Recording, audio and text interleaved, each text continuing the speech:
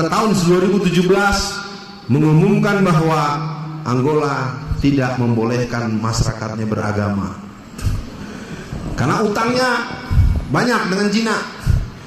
Atau Zimbabwe itu dilepaskan hutangnya oleh Cina dengan syarat mengganti mata uang. Kita ini menyerahkan nyawa rakyat kita. Udah tahu sumber corona dari Wuhan, dari Cina. Sekarang kalau yang dari Cina, baik yang masuk mau yang keluar, kagak apa-apa. Bayangkan itu, dengan terang benderang ingin membunuh rakyatnya. Nanti kalau ini dicatat lagi ada yang tidak, laporin lagi, gitu terus. Saya minta kepada semua dengan cara sendiri, mari kita membuat kelompok-kelompok kecil, satuan perlawanan. Minimal kita mulai melawan itu penting, supaya kita jangan nanti disembelih tanpa mengerti ada apa. Karena yang namanya Syiah itu sudah menimbun ratusan ribu pedang-pedang di Wonosobo, ya. Pasukan Pasdaran di Sulawesi, di Kalimantan, di Pekanbaru. Kenapa saya tidak pernah bahas itu? Karena nanti kebanyakan pasal. Udah ngomong PKI aja gue masuk penjara, ngomong Syiah lagi. Ya, belum ngomong LDI, ya. LDI nggak ada yang berani bahas. Kenapa? Karena setiap yang membahas LDI pasti diserbu. Namanya Senkom. Senkom itu logonya seperti logo polisi. Ya. Udahlah, ntar dibahas-bahas lagi.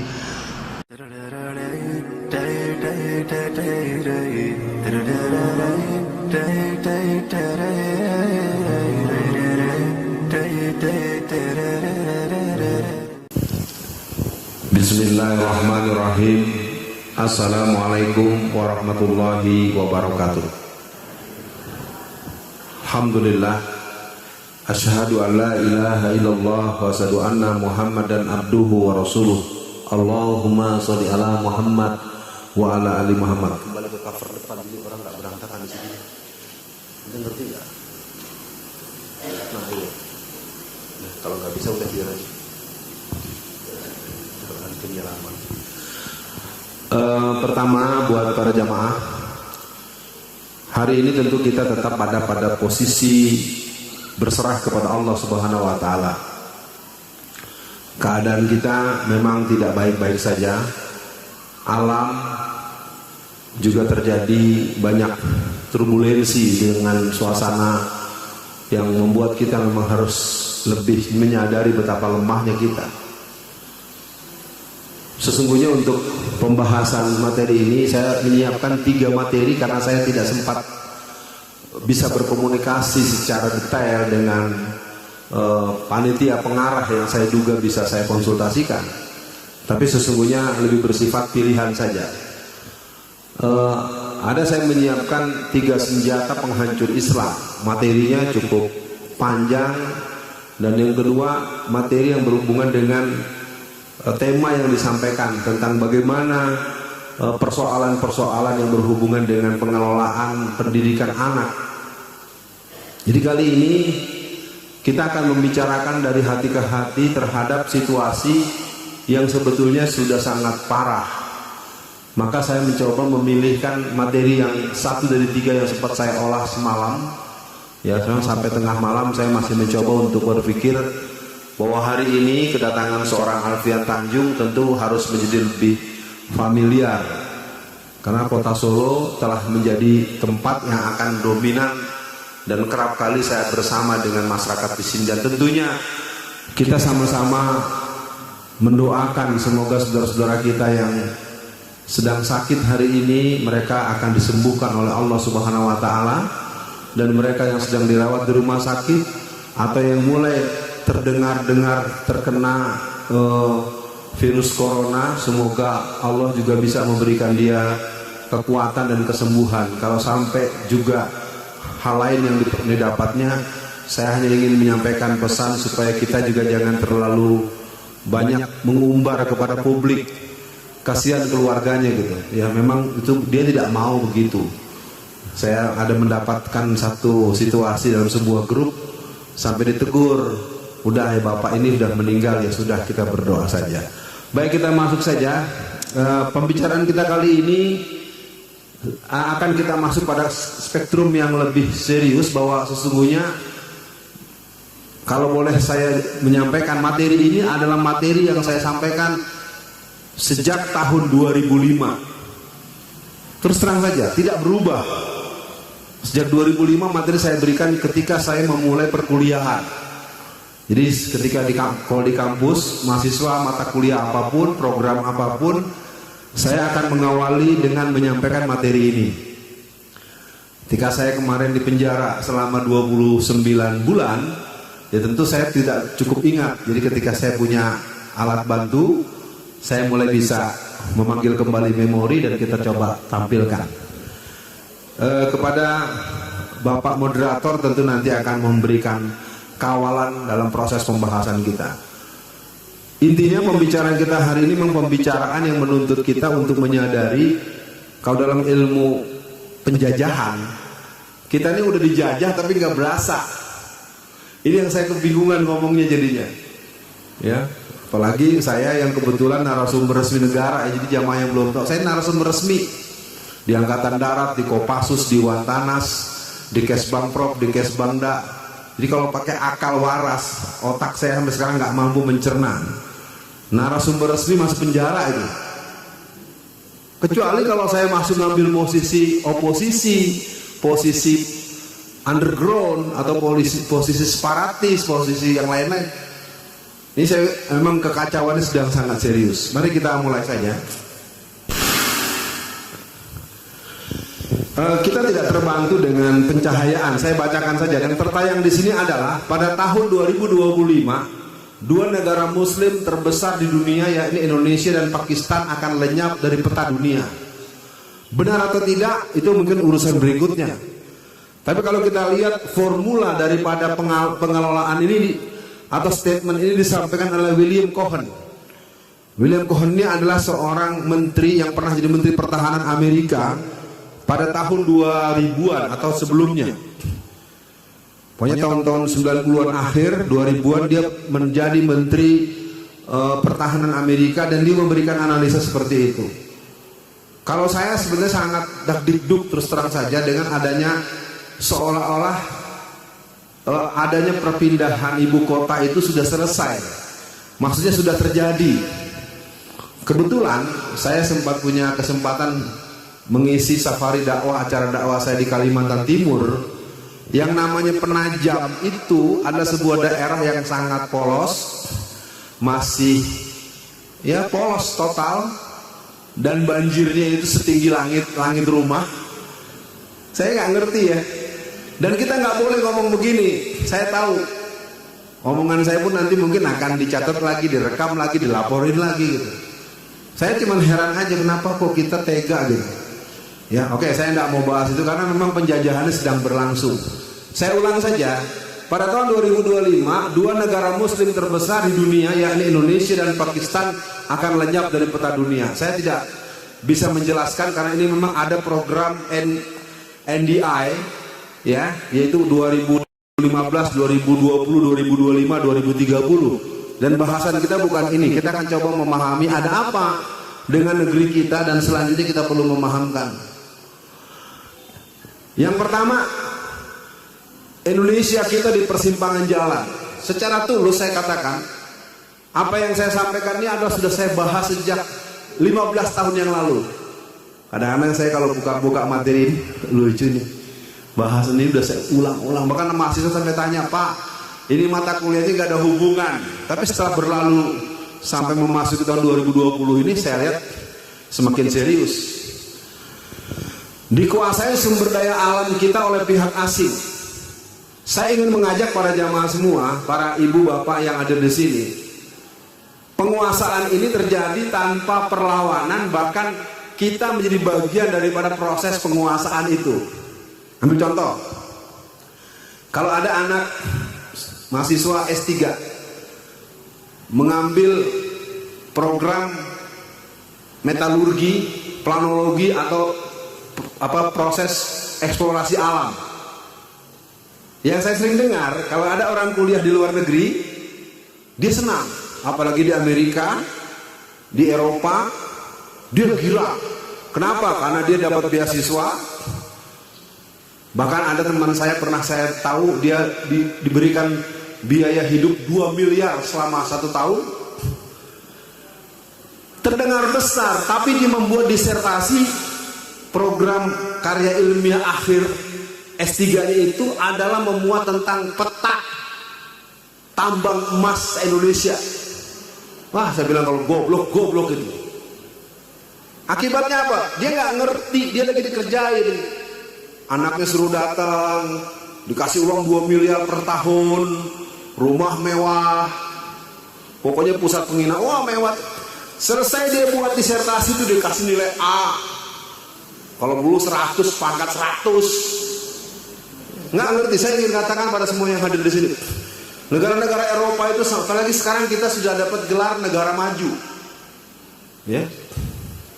Kalau orang nggak ngerti strategi lawan, girang.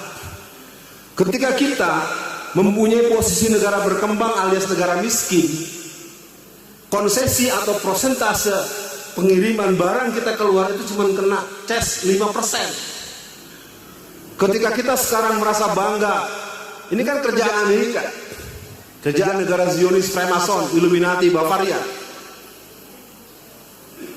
Ini pemerintahnya lagi rumongso. Oh, negara kita negara maju. Padahal dengan menjadi negara maju itu sekarang proses konsesi dan persentase pembayaran ekspor itu naik 20%. Wah, saya nggak paham. Memang karena kita tidak terlatih dengan diplomasi internasional, pola relasi politik internasional, akibatnya ya sudah. Yang pertama, udah jeblos. Apa mau diomong sekarang? Freeport itu adalah sebuah sumber daya tambang emas yang dikelola sejak tahun 1958 oleh sebuah perusahaan Amerika. Sejak tahun 1962 sampai 2012 dia mendapatkan keuntungan 360,350,000,000. Indonesia cuma dikasih 1%, dan itu pun dibancak oleh partai-partai penguasa. Aparat-aparat itu dapat jatah 56 miliar per tahun. Rakyat-rakyat dari tepi-tepi di Riyadh itu yang pakai koteka itu cuma mengambil serpihan-serpihan aja, kalau ketahuan langsung ditembak di tempat. Bukan zaman dulu, saiki, zaman sekarang. Kemarin ketika terjadi peralihan 51-40 itu bohong, baru mau dibahas. Saya nggak ngerti ya, negeri ini nih tololnya tolol nasional tuh. Barang yang belum selesai, belum dibahas, belum ketok palu. Sejak tahun 60-an sampai tahun 2010-2011 itu kita cuma dapat 1%. Sekitar 2011 DPR itu mengkomplain pada PT Freeport. Gagah telah melakukan proses pembelaan pada hak-hak rakyat. Naiknya berapa? 3,75%. Kedengarannya enak. Dulu dari sejak dieksplorasi sumber daya emas, ini baru bicara Freeport. Kita belum bicara yang di Sulawesi Utara, belum di Nusa Tenggara Barat, belum yang terbaru di Halmahera. Jadi negara ini ancur-ancuran. Saya tidak bisa membahasakan kecuali memang penjajahan ini berjalan. Makanya saya tidak pernah mau bosan kalau di mana ada kelompok yang saya anggap akan berteman dengan saya dalam jangka panjang. Gue kasih tahu dulu kalau bahasa Betawi, gue kasih tahu nih kita ini udah dicek. Bahkan lucunya kalau secara ekstrim, seperti ada seorang ayah, anak gadisnya mau diperkosa orang. Dia bukan belain anaknya, malah ikut megangin tangan anaknya. Maaf ya, mudah-mudahan jamaah jangan menganggap saya ngomong cabul. Udah keterlaluan, gobloknya nasional. Dan kita memang tidak punya pengetahuan apa-apa. Ketika 1% dapat diperoleh, kemudian beralih 3,75%, yang terjadi adalah tidak pernah diberikan seperak pun. Terus terang saja kalau moto, kita tuh dalam berbagai event kalah terus. Kita di rumah sendiri, kita dijajah, kita dirampok.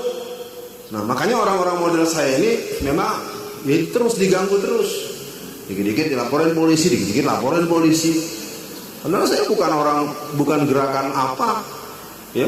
Posisi saya posisi resmi, diminta resmi oleh negara untuk jadi narasumber. Yang kedua, berkembangnya pola dan gaya hidup yang berakar pada ideologi sekuler, liberal, pluralis. Ini yang jadi persoalan kita hari ini, serius sekali. Pandangan-pandangan yang sifatnya dikit-dikit, oh jangan bobo agama, dikit-dikit agama musuh Pancasila. Apalagi. Nah, pandangan-pandangan inilah yang sebetulnya membuat kita jadi sulit. Misalnya acara hari ini. Acara hari ini tentu tidak bisa dibantah, menjadi hadir sebanyak ini cukup disebabkan karena edaran Kementerian Agama. Saya baca juga. Tapi kita berserah kepada Allah, semoga seluruh yang hadir di sini sehat-sehat saja, semua yang bersama dengan kita, karena bagaimanapun semua tidak ada kekuatan kecuali dengan izin Allah Subhanahu wa taala. Ya, ini penting buat kita pahami juga. Kalaupun ada yang mencoba bersikap secara sepihak, tolonglah Anda pahami. Kita akan bilang, kalau sampai kita punya acara dipersoalkan bahkan dibubarkan, bubarkan mall. Karena mall tetap rame. Selama mall masih rame, pusat perbelanjaan masih rame, jangan pernah kita mau dibubarkan. Ya, kita akan lawan. Gitu ya moderator ya. Saya ngambil bocoran dikit ini ya. Tadi ngobrol-ngobrol dengan moderator. Yang ketiga, penguasaan sentra-sentra strategis bangsa kita oleh tirani minoritas. Mungkin saya harus mulai bicara dalam artian kekeluargaan. Sekitar tahun 2010, saya pernah berbisnis telur asin. Kesannya kecil, tapi karena kebetulan memang saya juga orang Padang. Bapak Padang Pak ya? Ente orang Padang juga rupanya ya? Nih duo Padang nih, gimana ceritanya nih? Tapi orang Solo nggak merasa dijajah kan ya? Ini duo Padang gitu. Waktu itu kita produksi telur asin. Karena memang saya relatif sudah luas jaringan, ada telur itu berkembang cepat. Ketika permintaan semakin banyak, saya tidak bisa beli telur. Dari 350 peternak itik, kuyup, entok, soang atau sejenisnya, unggas-unggasan itu 350 peternakan, satu pun tidak ada yang bisa kita beli. Kenapa? Karena setiap peternakan itu sudah dikunci oleh para pengusaha-pengusaha Cina. Yang ini 35 juta, 20 juta. Nah, ini penyakit petani-petani di kampung-kampung tuh, kalau sudah pegang uang 25 juta, 30 juta, pertama apa? Beli motor. Akhirnya duitnya nggak ada lagi, padahal itu kan niatnya untuk beli pakan, buat apa? Buat pengembangan. Akibatnya, nggak mau tahu lu punya utang sama maka kalian kaki punya telur, lu aja telur lu kasih gue tiap ali. Akhirnya ketika saya terus terang saya kembangkan, waktu itu saya kembangkan menjadi supplier telur ke pedagang-pedagang martabak telur segala macam. Ditantang sama pedagang, Ustaz, kalau bisa datangkan 200 butir setiap malam, saya langganan. Ternyata satu pun susah Pak. Karena setiap datang ke situ nggak bisa, semua takut karena dia di sini 25 juta, 15 juta, 35 juta, 40 juta. Akhirnya pengembalian itu diekuivalenkan dengan uang yang 35 juta itu harus bayar dengan telur, dan harga telurnya ditentukan oleh si pembeli. Ini saya harus buka yang kecil-kecil dulu, karena kalau kita teruskan nanti ini banyak hal. Oke ya. Komunitas mayoritas umat Islam masih menjadi budak di negeri sendiri. Saya pernah menjadi ketua Majelis Syuro 5.000 masjid Tangerang Raya, yang sampai sekarang saya itu marah setiap ada konflik, apakah dengan pendeta gara-gara kasus agama, apakah dengan orang Hindu Buddha gara-gara soal kandang babi. Pokoknya kalau ada keributan antara kelompok Islam dengan kelompok yang bukan Islam, mesti yang ditangkap polisi yang Islam. Otak saya nggak ngerti, beneran asli. Satu hari sekitar tahun 2008, ke rumah saya dikirimkan BAP penangkapan ketua masjid. Ceritanya bermula daripada ketika pemuda gereja datang ke masjid, entah tujuannya apa, diawali dengan dia menggergaji gembok masjid. Gerbang masjid di luar tuh digergaji semua jam 2 pagi. Masuklah dia ke tengah masjid menggunakan motor. Kalau istilah anak-anak tuh ngetrek gitu Bang. Karena saya tanya sama Pak Moderator, kalau ada orang masuk masjid naik motor ngetrek, diapain? Ya oke, paling tidak kita tempeleng kan. Tempeleng itu jadi pasal. Karena ketika anak itu masuk ditempeleng, pihak gereja langsung cari polsek terdekat, ditembak dengan duit 200 juta. Jadi berbalik, langsung kompresi pers, anarkis, telah terjadi pemukulan. Masyarakat kan tahunya yang di koran, sama dengan yang dialami oleh FPI. Ya, saya ini badan ahli front, saya di DPP pusat FPI itu saya badan ahli, kalau kata bahasa bagian tim pemikir. Kita kadang-kadang belum bisa menjelaskan pada masyarakat. Yang terjadi gini, ketika FPI menegur sesuatu, kita kirimi surat, kita kasih tahu melanggar pasal sekian, kita beritahu melanggar ayat ini, undang-undang pasal sekian. Belum sampai langsung dihadang oleh preman-preman yang berbayar, baik dengan samurai, baik dengan linggis, segala macam. Kita datang baik-baik, disikat dengan golok, dengan linggis, dengan pedang, segala macam. Ketika kita membalas, langsung keluar televisi. Pemirsa, inilah dia front pembela Islam telah sedang melakukan gitu. Masyarakat nonton yang ini kan, dia nggak tahu bahwa sebelumnya kita udah datang baik-baik diserbu. Nah, proses permainan seperti itu terus menerus. Nah, saya ajak para jamaah semua, nanti kita akan kembali ke rumah kita masing-masing.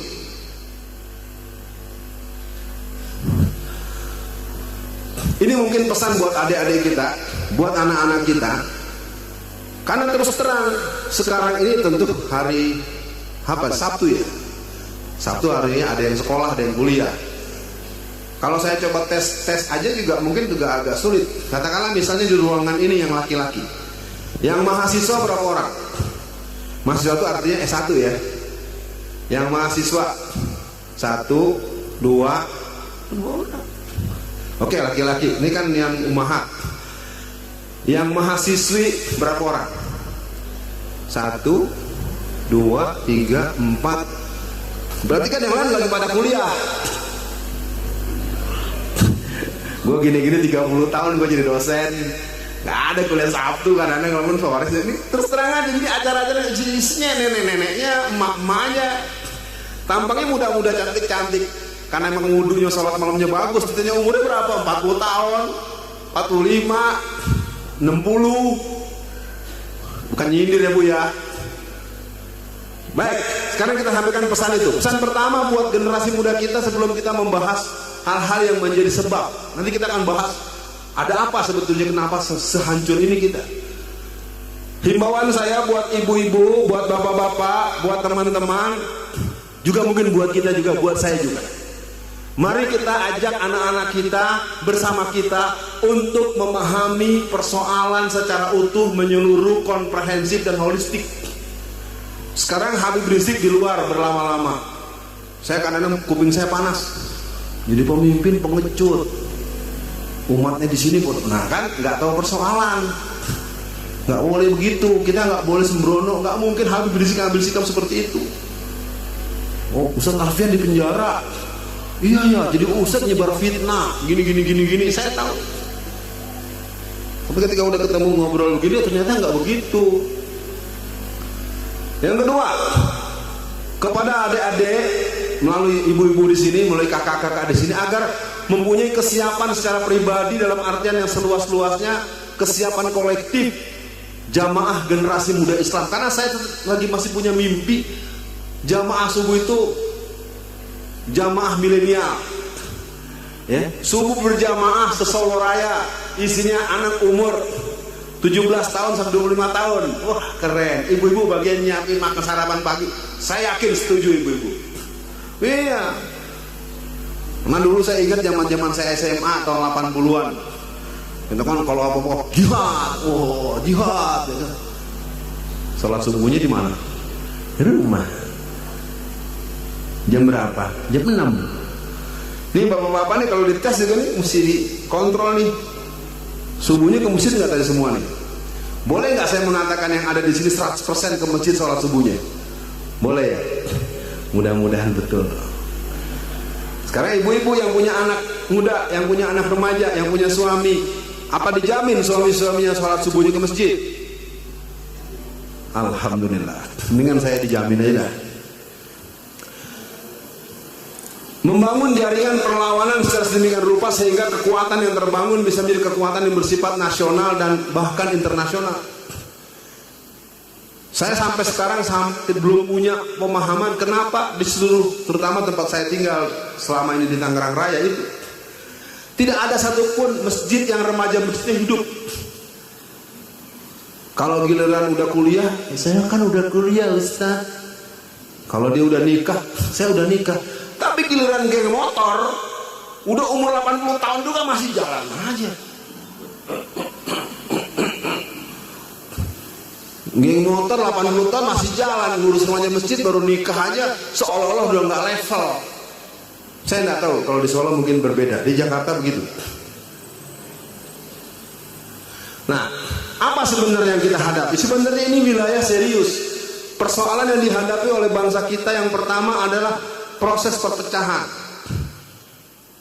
Ini permainannya permainan sistematik dari kelompok Illuminati, Bavarian, Freemason, dan kelompok-kelompok yang sudah dimainkan oleh orang Kristen dan orang-orang komunis yang sebenarnya sebagai penopang daripada labilitas permanen. Jadi biar jamaah juga kenal saya dengan lebih jauh. Saya memang membuat branding PKI itu supaya mempertegas bahwa ini musuh negara. Tapi kalau kita turun ke bawah ini seperti gunung es. Karena kelompok-kelompok salib, ya, mereka tidak ada urusan dengan Indonesia lebih berlanjut. Mereka akan tetap mendengar komando Vatikan. Mereka akan tetap menunggu komando jaringan Kristen internasional. Yang kedua, ya, persoalan yang dihadapi oleh bangsa kita. Yang kedua, internasionalisasi narkoba. Temuan saya selama kurang lebih 29 bulan dalam penjara itu 250 ton masuk ke Indonesia dengan resmi, disambut dengan seragam coklat dan seragam biru, ada berkas, ada berita acara. Nggak tahu lagi saya mesti ngomong apa lagi. Jadi narkoba negeri ini masuk dan mereka merusak sejak anak-anak PAUD, anak-anak TK, SD. Itu skemanya namanya medium inkubator narkoba. Memang kalau semakin dibahas, semakin punya alasan mereka laporin saya lagi ke polisi. Ya, karena mafia-mafia ini memang benar-benar jahat. Jadi kalau sekarang bapak-bapak, ibu-ibu, teman-teman kaget anaknya kena narkoba, bukan salah dia. Dulu waktu dia kecil, dia sembarangan makan, sembarangan jajan. Saya buka aja deh skema mereka. Tidak dilecehkan, tidak diperkosa, cuma disuntik 5 dosis. Jadi ketika dia menjelang pulang kuliah itu diantarkan, udah begini ya. Apa kata orang? Bapaknya anti narkoba, anaknya narkoba. Ya. Memang mengerikan, maka saya bilang kita emang sudah dalam cengkeraman. Ya.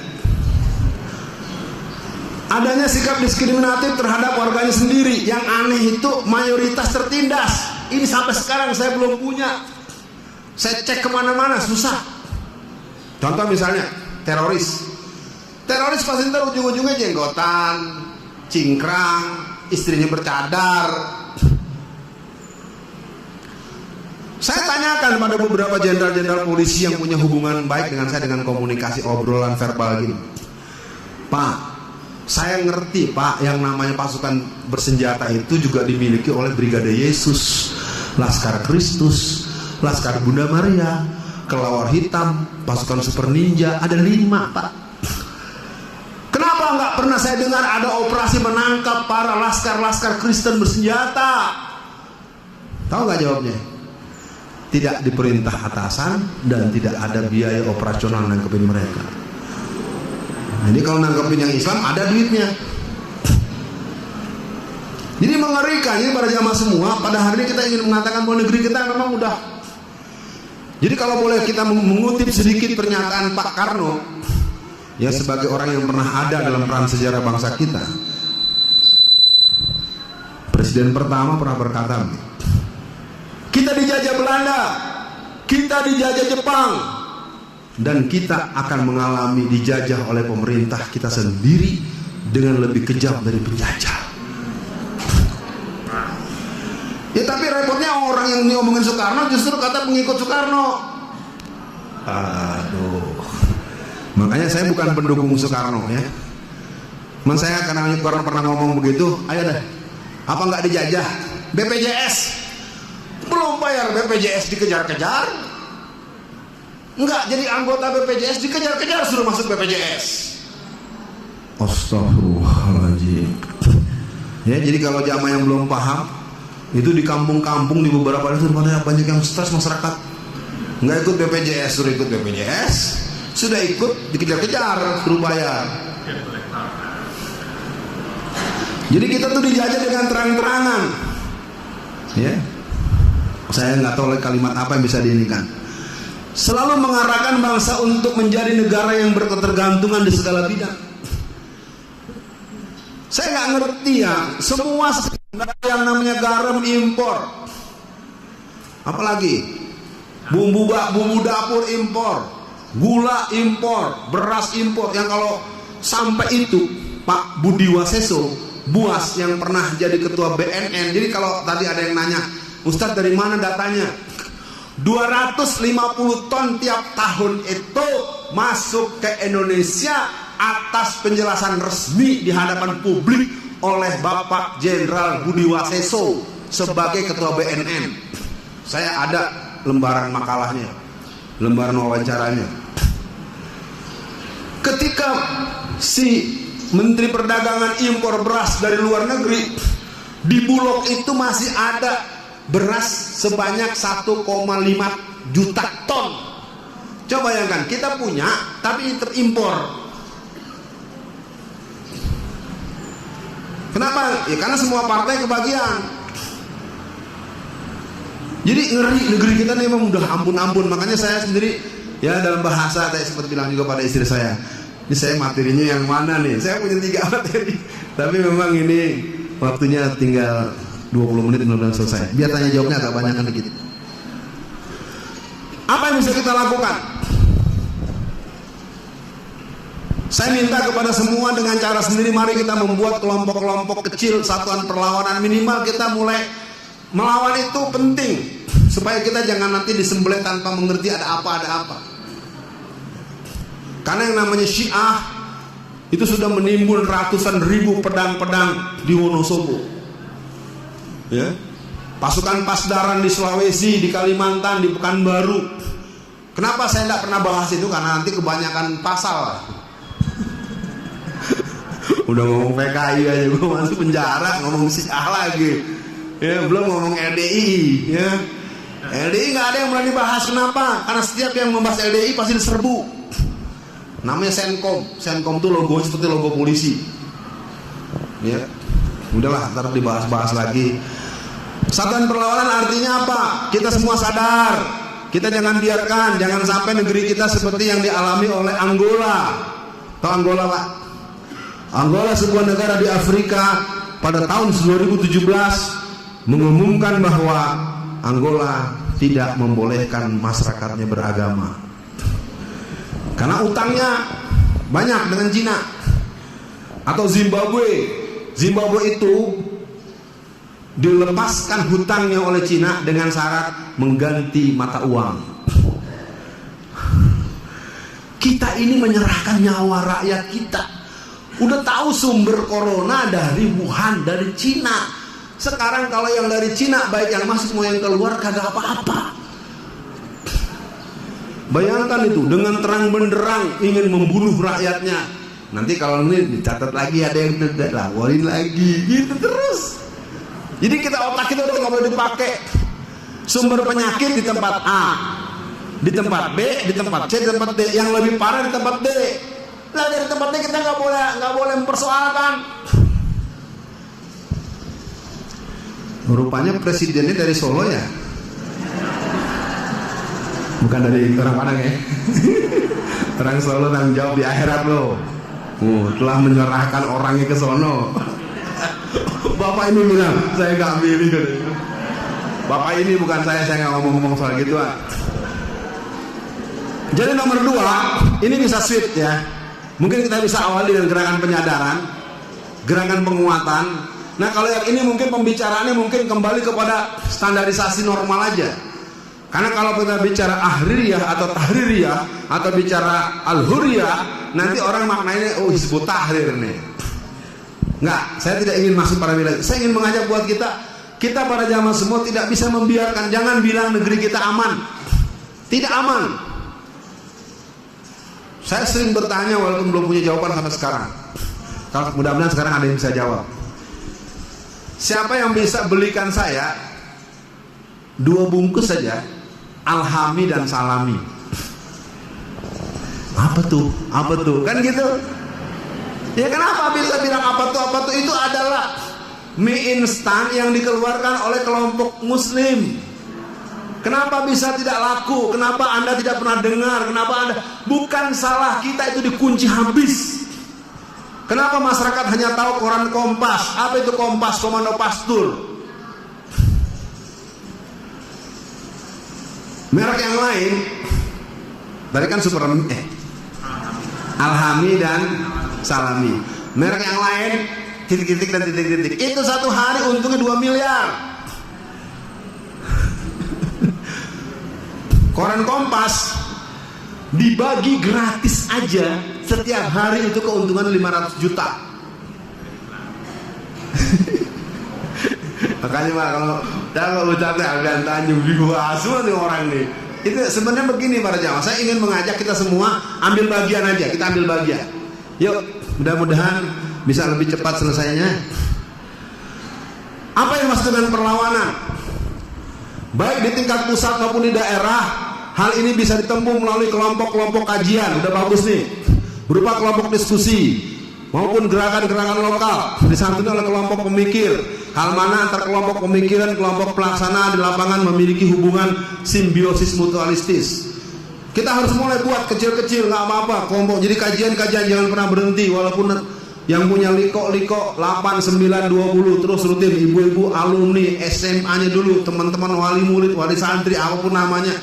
Terus karena bagaimanapun ini nanti akan ada gunanya. Satuan perlawanan cukup. Apa yang mesti dengan penyadaran? Dilakukan melalui jalur pendidikan, diperankan secara luas di penggunaan kelembagaan pendidikan formal, pusat-pusat kajian, majelis ilmu, tempat berkumpul masyarakat. Aktivitas dilakukan gerakan perlawanan sesuai dengan tingkat persoalan yang dihadapi dan teritorial dan kompleksitas. Saya pikir Kulon Progo udah dipelajari aja tuh, bagus betul. Masyarakatnya wajib beli di situ, beli beras di situ. Jadi masyarakat itu petani-petaninya makmur, tukang kecapnya maju, jualan sabunnya maju. Padahal cuma 1 kabupaten kota. Sebenarnya ini yang punya bakat sebenarnya Pak Anies Baswedan, tapi Pak Aniesnya dimusuhin terus, diuyak-uyak terus. Ya, mereka kebingungan nggak bisa nyalonin presiden. Ya. Mungkin nanti Gibran jadi presiden cocok banget ya. Setuju? Wali kota ya Pak.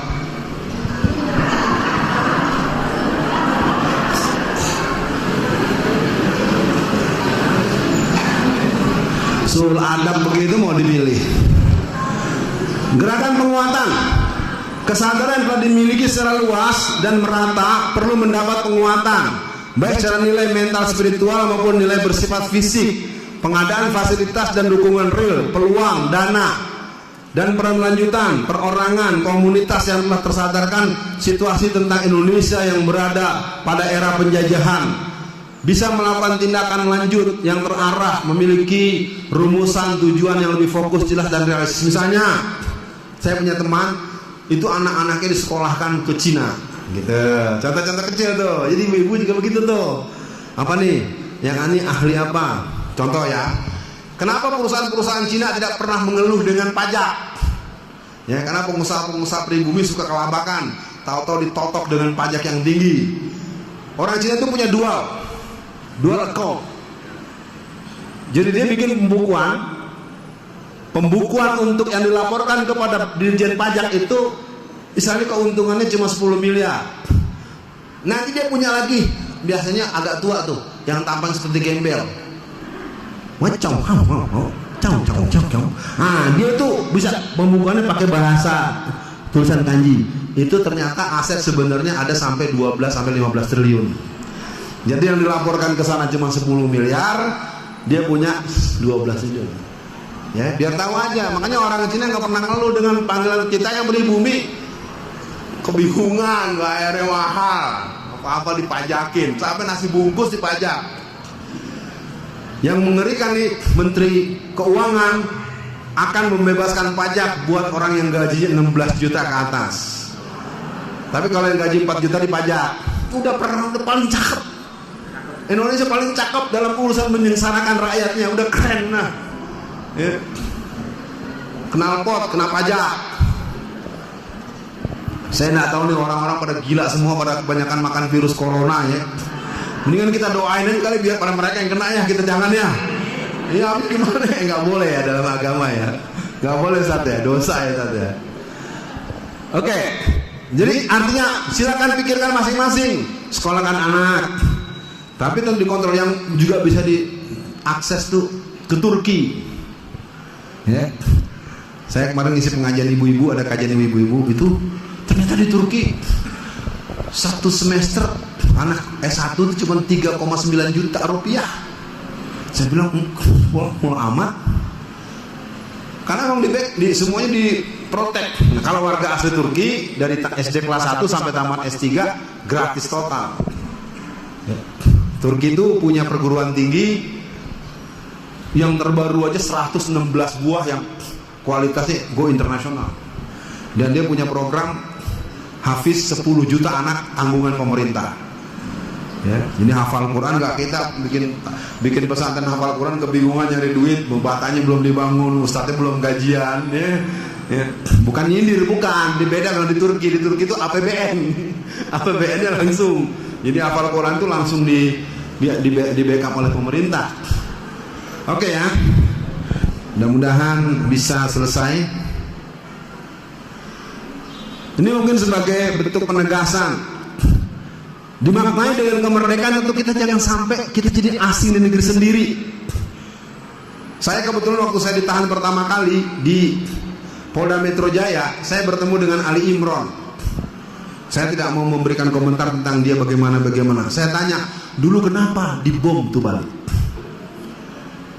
Jadi ada sebuah daerah di Bali itu, dia buat semacam tulisan atau semacam poster atau spanduk. Apa tulisannya? Pribumi dilarang lewat. Nah, masyarakat kan nggak tahu karena kita tidak pernah mengerti sebabnya apa. Kalau yang ngerti bener bagus juga tuh dibom gitu. Kalau yang ngerti kan, kalau kita kan nah jangan lah, ngebom tuh nggak boleh, ya kan gitu kira-kira. Tapi saya tanya, kenapa saat dulu sampai dibom?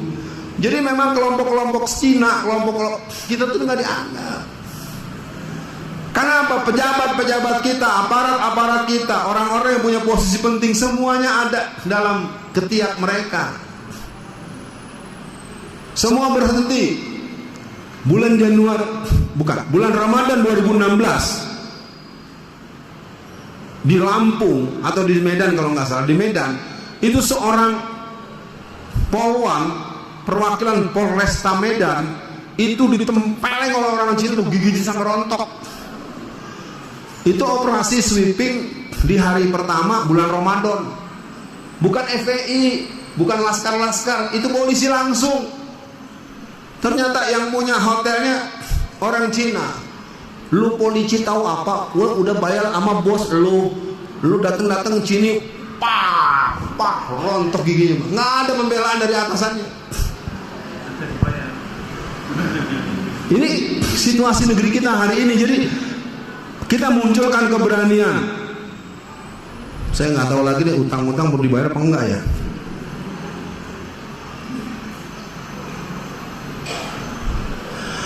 Akhirnya semua akan tergantung pada kita. Nih jiwa kepahlawanan ini yang mungkin perlu dibangun minimal di rumah dulu deh.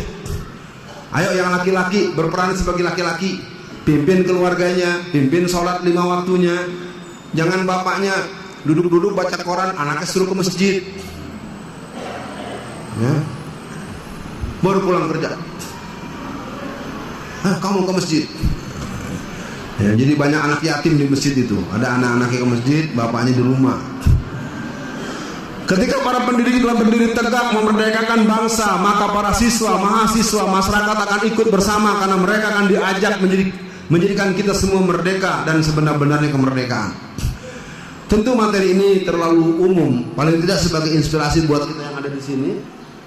Ya, saya pikir begitu saja. Nanti kita bisa bicara lebih jauh karena masalah negeri ini sudah terlalu parah, dan saya berharap buat semua yang hadir, siapapun dia dan dengan niat apapun, memahami bahwa negeri ini adalah negeri kita bersama.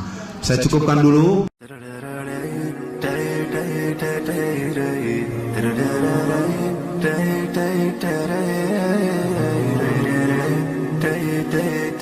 da